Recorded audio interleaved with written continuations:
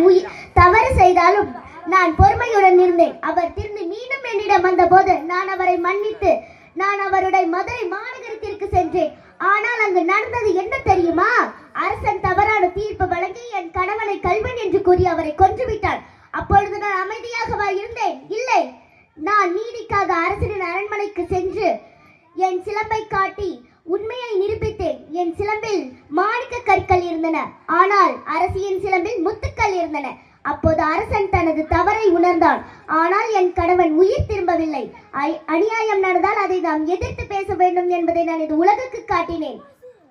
நான் கோபத்தில் இந்த மதுரை மாநகரத்தை எரித்தேன். அது என் துயரத்தின் சின்னம், அது என் நீதியின் சின்னம். பொறுமையும் வேண்டும், ஆனால் தைரியமும் வேண்டும். பெண்கள் பலவீனர்கள் அல்ல, பெண்கள் சக்தி, பெண்கள் தைரியம், பெண்கள் நீதியின் வடிவம். நான் கலியுக கண்ணகி. நீதிக்காக எப்போதும் குரல் கொடுப்பேன். நன்றி.